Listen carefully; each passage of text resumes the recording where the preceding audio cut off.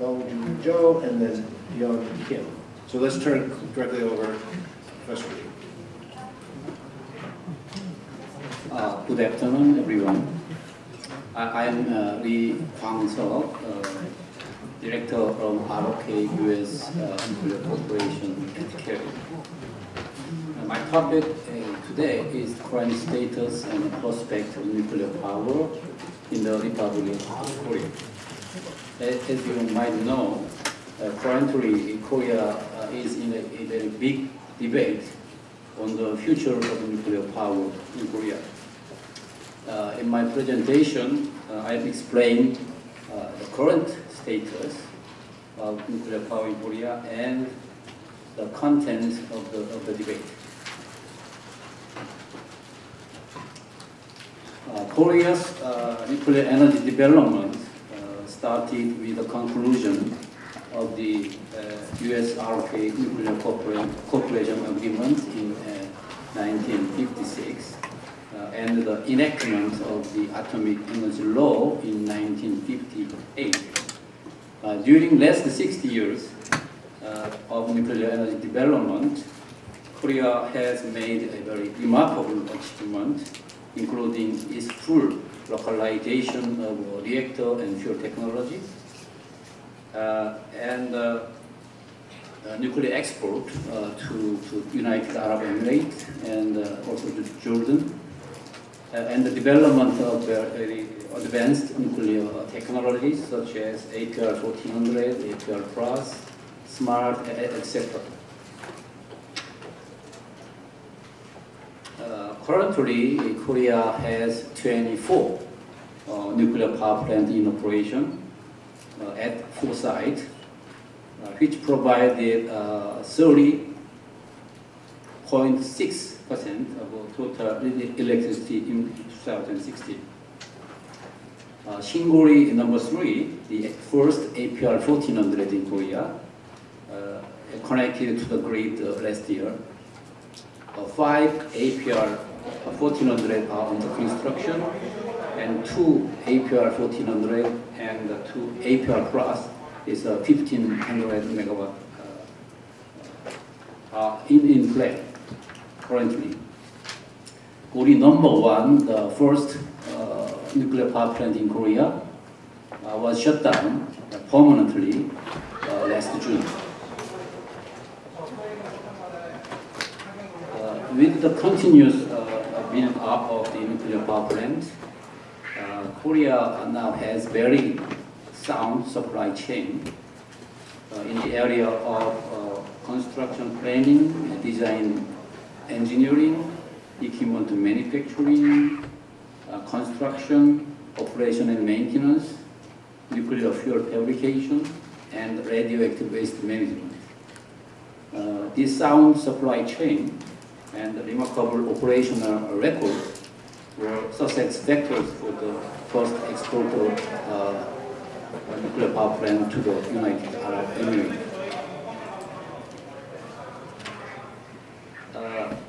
I think Korea is rather in a good shape in nuclear export. As you all know, KEPCO consortium is building 4 APR-1400 in the UAE. The first unit will be completed this year on time and on budget. The Kerry consortium completed last December the construction of the Jordan Research and Test Reactor successfully and handed it over to Jordan this year. And Kerry is doing the pre-project engineering work for SMART, a small modular reactor, with KAKER of the Saudi Arabia. Korea is continuously searching for another opportunities for the export of power reactors and also the research reactors. Last year, Korean government established a basic plan for spent fuel management based on the recommendations of Public Engagement Commission. The plan envisioned a phased siting process for site-specific underground research laboratory, as you see in this slide. The key technologies will be developed for safe and economical management in timely manner. One of the pending issues is the selection of the pathway for long-term spent-fuel management among several options. I think that the decision should be taken as late as possible to maximize option values by considering all technical, social, political, and international factors. Korea is performing many R&D activities on spent fuel disposition. This slide shows just what KEL is doing for the development of spent fuel disposition technology, covering all back-end fuel cycle, the spent fuel transportation, storage, recycling, and disposal. The purpose of this R&D work is to provide sound technical data for the national decision making of a pathway for long-term spent fuel management. Overall, current status until now, Korea is in a good shape in nuclear energy, but there are other opinions leading to a big debate on nuclear power. So I'll start that part. So let me start with showing the big picture of the Korea's energy balance flow. You can see all the numbers here. In 2015, Korea imported about 95% of energy from abroad, totaling $103 billion US dollars. And I'd like to leave all the numbers for your reference. And Korea has two national plans relevant to electricity capacity planning. First one is Korea Energy Master Plan, which is a comprehensive plan covering all energy sectors from a macro perspective. The plan is revised and re-implemented every 5 years. The first plan was introduced in 2008, and the current one, the second plan, was established in January 2014. The second one is the basic plan for long-term electricity supply and demand, which provide basic directions, long-term outlook, and the plans for the relevant facilities. The plan is revised and re-implemented every 2 years. The first plan was introduced in 2002, and the seventh plan in 2015. And currently, eighth plan, covering 2017 to 2031, is to be established this year.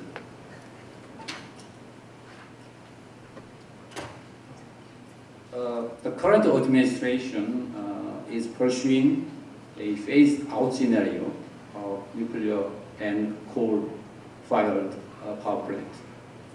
The first, the phase-out of nuclear power plant, it means cancellation of all planned nuclear power plants and no license renewal of plant in operation. Also, there is going on a public review on Shingori number 5 and 6, whether to continue their construction, of which the license was issued by the Korea Nuclear Safety and Security Commission June 2016, last year.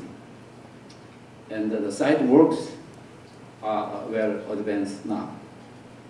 The second phase out of the coal-fired power plant, it means cancellation of coal-fired power plant under 10% of construction schedule, and no new coal-fired power plant, and early shutdown of coal-fired power plant over 30 years in operation. The third, the expansion of renewable energy. It means the share of the renewable energy in electricity electricity generation will be increased up to 20% in 2030. Fourth, the gap to be arising from the phase out of nuclear and coal, the gap will be filled with gas power plant. I think this scenario will be fully debated in the establishment of the 8th base plan for long-term electricity and electric supply and demand. We don't know the content of the 8th plan right now, but we are waiting for that.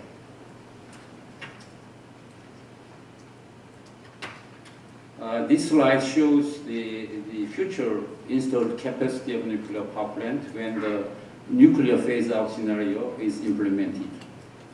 As you see, there will be a drastic reduction in 2020s, 11 units of which the total capacity is more than 9 gigawatt. They will be decommissioned in 2020s. Also, I'd like to show some other pictures. This slide shows the current installed capacity, and that in 2029 plan, in the 7th plan, the former previous administrations, and that in 2030 projected based on the phase-out scenario. So you can see three pillars. And you can see the big difference of the phase-out scenario compared to the 7th plan, also from the current one.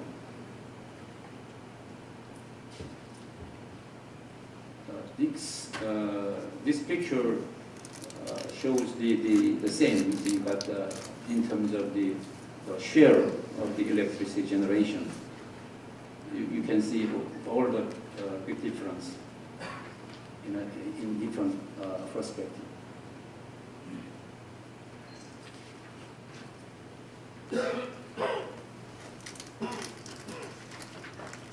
I think the nuclear phase-out scenario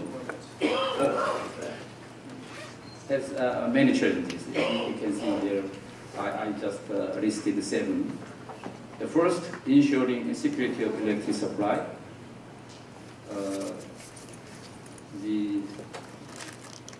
As you see in the previous slide, the target of 20% share of generation in 2030 from renewable energy seems to be very ambitious and not easy to fulfill, considering current technical and social obstacles to renewable energy.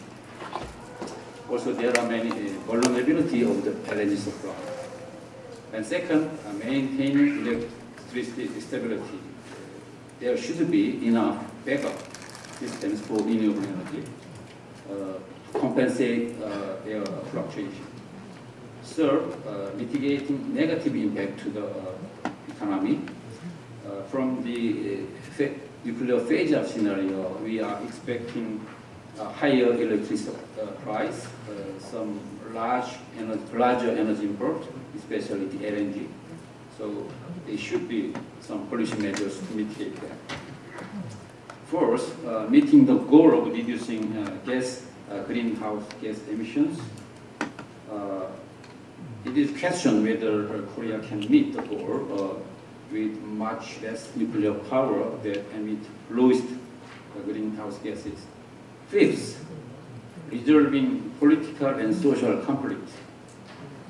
The current debate, nuclear power, add more complexity to social and political conflict between progressive and conservative in Korea. Six, sustaining nuclear infrastructure and industry. Whatever the result of the debate, Korea's valuable nuclear asset should be sustained, including nuclear manpower, nuclear supply chain, R&D capacity, knowledge, facilities, etc. Seventh, responding to global nuclear market change in an international perspective. Korea's retreat from the global nuclear market can lead possible dominance of Russia and China in the world market, which could affect international norms on safety, nuclear non-proliferation, and security. Yeah, now I conclude my remarks. Korea is facing tough challenges ahead it has never experienced. The result of the current debate will affect greatly on the future of nuclear power and also total energy in Korea. Korea should be very cautious and deliberate. Whatever the result, I think at the minimum, Korea should prepare for resilience. Even in the nuclear phase of Paris, Korea should be ready for the revival of nuclear power for contingencies it could have. It's time for Korea to need some group wisdom. Thank you.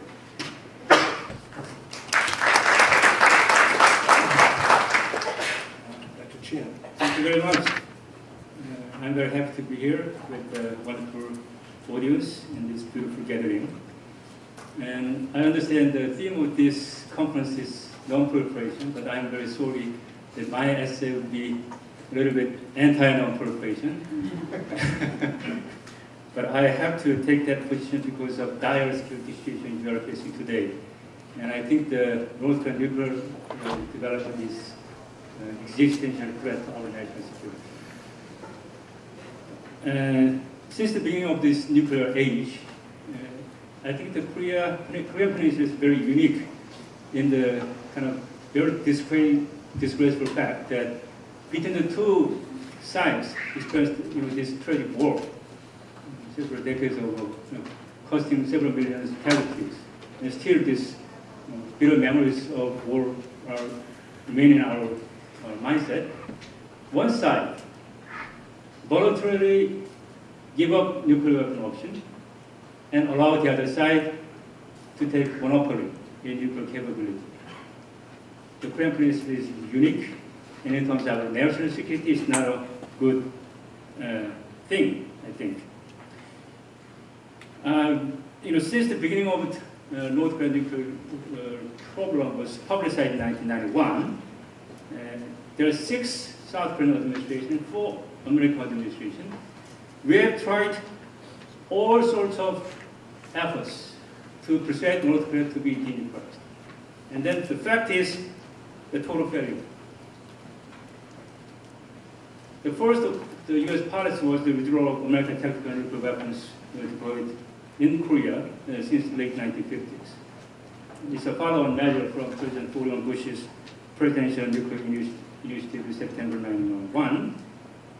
And later, at that time, South Korean President Roh Tae-woo, he also voluntarily relinquished our nuclear weapon option to declare denuclearization in South Korea.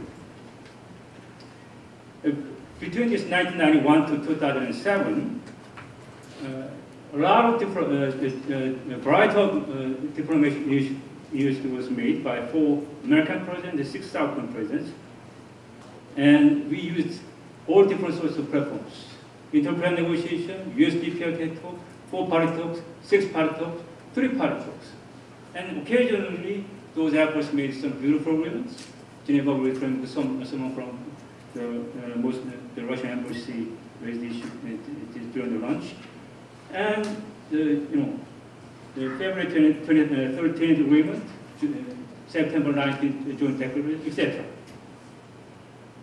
So whenever those deals are made, I have a very clear, this memory that the officials in Washington and Seoul, they appear in the public podium and they boast for the resolution of North Korean nuclear crisis. That's a repeat of the same records throughout 26 years. But the end result, and I'm very sorry to say that, the end result is that nuclear monopoly by North Korea. So, except policy failure, we cannot explain this situation. And then I think we have to start from this, very frank and honest acceptance of the reality that we failed, both U.S. governments and South Korean governments during the past 30 years. And regardless of what red line is today, I think that at least from South Korean perspective, our security point of view, we are living under North Korean nuclear threat daily, and you are too, as long as you are in South Korean soil. And our future generations, my sons and daughters and my grandsons and daughters, maybe, I hope not, but they have to be under North Korean nuclear threat too. This is the horrible price I think we are paying now because of this policy, very stuck policy failure. America's tactical nuclear weapons, the station in Korea, that was a very effective deterrence to back up American extended deterrence commitment in Korea, and also to rein in North Korea's nuclear ambitions on the spot here. And also it was a really reliable force of underpinning American nuclear retaliation pledges under North Korea's very nose in the South Korean soil. But suddenly, when this U.S. tactical nuclear weapons disappeared without any notification even to North Korea, Korean Peninsula became a so-called nuclear vacuum, and which was swiftly and strenuously exploited by North Korea. From North Korean point of view, the getting out of this the so-called asymmetric terror they were given, posed by the U.S. nuclear assets in Korea, from 1990, early 1990s, North Korea began to move to inflict their own asymmetric terror to South Korea by accelerating their own nuclear weapon program. Interestingly, from North Korean point of view, I think, the farther the geographical distance became, the less reliable American extended deterrence commitment seemed to, at least to North Koreans. I think that through the North Korean point of view, American threats from so-called strategic assets from mainland abroad is not as serious as small-scale tactical nukes in South Korea under their very nose. This is what I call tyranny of distance. North Korea accelerated their nuclear weapons program once the United States withdrew their tactical nukes from the Korean Peninsula. The same as they launched Korean War in 1950. Not long after, American troops withdrew from the Korean Peninsula in 1940. And let me turn to South Korea. President Roh-tae-woo's so-called self-denuclearization, we voluntarily gave up our option. This is at that time, this was a top-down decision without any thoughtful consultation from the bottom. And actually surprised many people in Korea, including scientific communities and myself too. And I think, in the hindsight, that decision actually opened the door for North Korea to go for nuclear without any hesitation. Let's put our feet in North Korea's shoes. If North Korea launched the nuclear weapon program, the most serious concern from their part would have been what would be the South Korea's response? If South Korea launched a parallel nuclear weapon program, there's no doubt that we will win and prevail in the end in this nuclear competition. So in this regard, I think the potency and possibility of South Korea's nuclear weapon development is the best blockade and shield to deter North Korea to go for nuclear. And unfortunately, we and the United States dismantled our shields against North Korea's going for nuclear, and then the end result is today nuclear monopoly by North Korea on the Korean Peninsula. First misstep, obviously, leading to this catastrophic result is American withdrawal of tactical nuclear weapons in 1991. I think at that time, the Bush administration might reckon that it's withdrawal of tactical nuclear weapons from the South Korean soil, and also their persuasion of South Korea to give up our nuclear weapon option would forfeit North Korea's justification that they have to develop nuclear weapon option. Right? So I call this America's two-bird, one-stone policy to catch both North and South Korea with one non-proliferation stone. But the result is the United States tied up our hands but failed to block North Korea's nuclear weapon program. And the result is we are faced a devastating security condition and nuclear monopoly by North Korea. Last month, North Korea successfully tested 2 ICBM tests, July 4th and July 27th in American calendar. And I think that these 2 series of tests can be compared to the Soviet Union's successful test of Sputnik in October 1957, which astonished the United States and Europe. You have 3 more minutes. Okay. And at that time, Western Europe raised a question about the credibility of nuclear American extended deterrence. So the question also called whether US is willing to defend Hamburg or Paris at the cost of New York or Washington was raised. And today, we are raising the similar question, whether US is willing to sacrifice Washington or New York for defending Seoul or Tokyo. Let me wrap up. If you look at the European experiences, I think we have 2 viable options in front of us to deal with the current situation. Number 1, following the France example, a great leader emerges in Korea and to go for our own nuclear weapon program, in spite of all these objections and criticisms without South Korea. Or following the rest of the 5 Western European countries that stationed American tactical nuclear weapons today, we invite and actually we demand the United States to bring back a modest number of tactical nuclear weapons as deterrence to North Korean threat. And nuclear monopoly by North Korea simply means nuclear terror to South Korea. And so we need to take a very drastic measure. I hope this young colleague, your stays in Korea for 5 or 6 weeks would be an opportunity for you to understand the very dire security situations your South Korean friends are facing daily in here. I think the balance of terror, stable balance of terror, is the least bad option for South Korea to have, as long as North Korea retains nuclear weapons. And the shortcut to this road would be the introduction of modest number of US tactical nuclear weapons. It's a reasonable policy. We have a very steady support for this option. More than 60% of public poll approves this option in the number of polls in many years. And it's also very auspicious to hear that Trump administration also considered this option one of our alternatives when they reviewed the North Korea policy in early this year.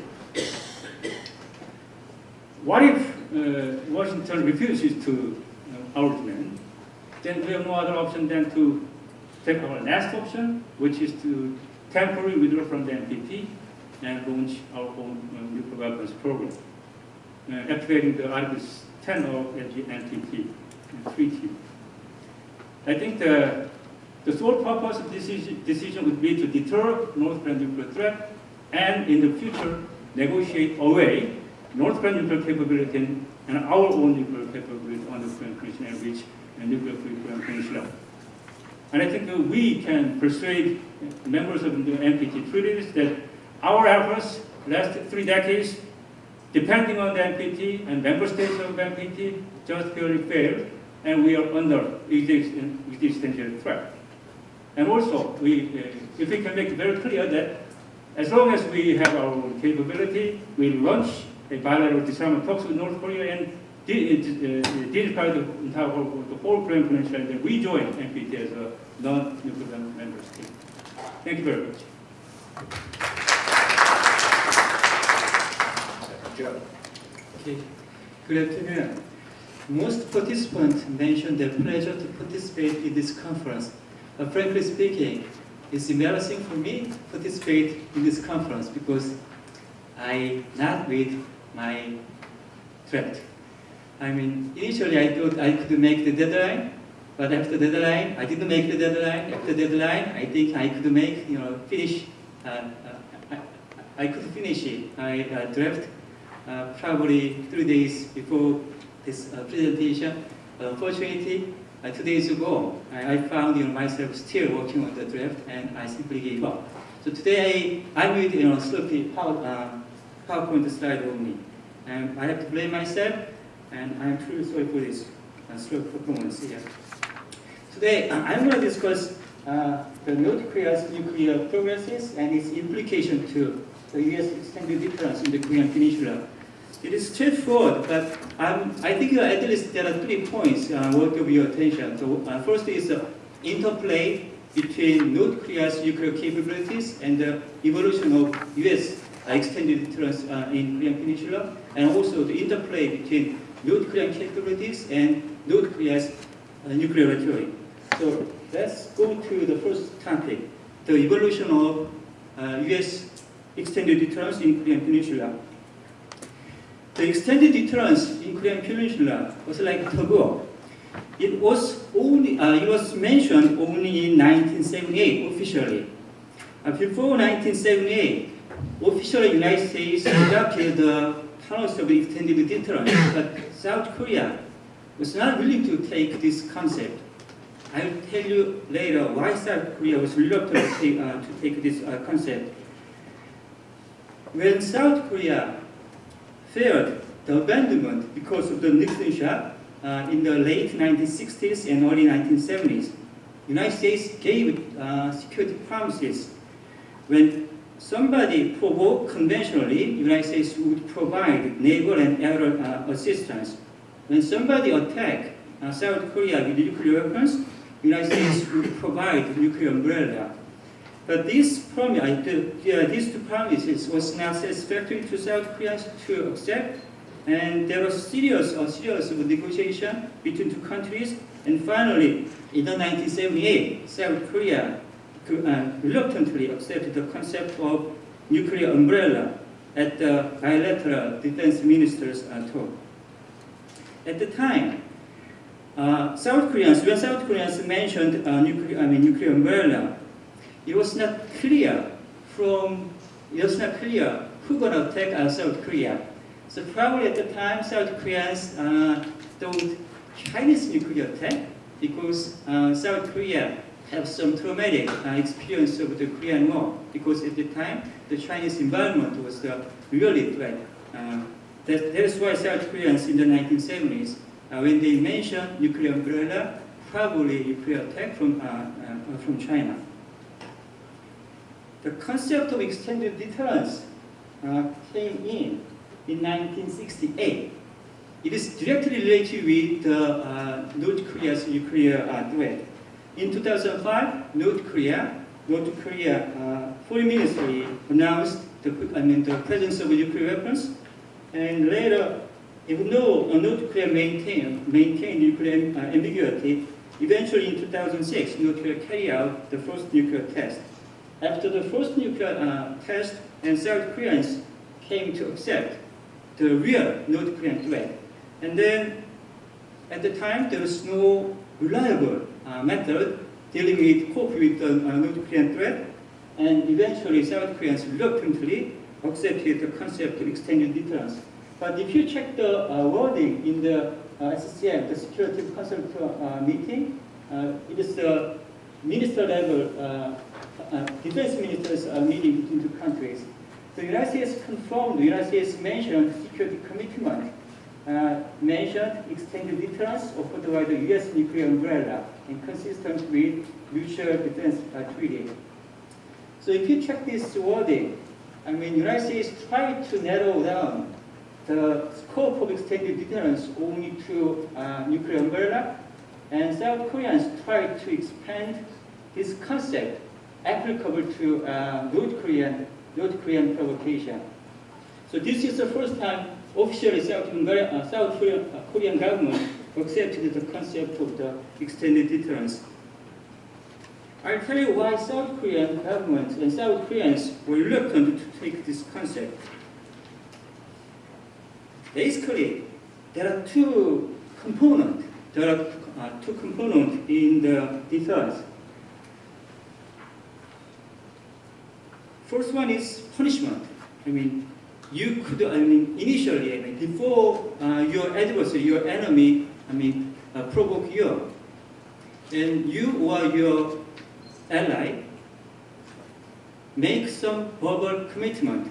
If you provoke, I'm gonna retaliate you. I'm gonna inflict unbearable unbearable punishment.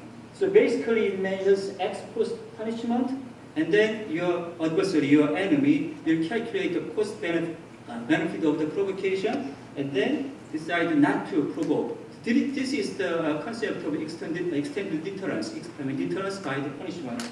Meanwhile, South Korea didn't like this concept. South Korea is a relatively small country, where if South Korea accepts the concept of extended deterrence, South Korea worry about South Korea may be treated as a bargaining chip in a big game.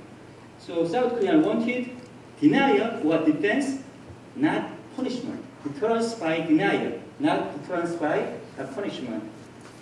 So that's why South Korea was reluctant to accept this concept. But eventually, because of necessity, faced with North Korea, because there is no, viable alternatives, South Koreans gradually accept this concept by extended deterrence.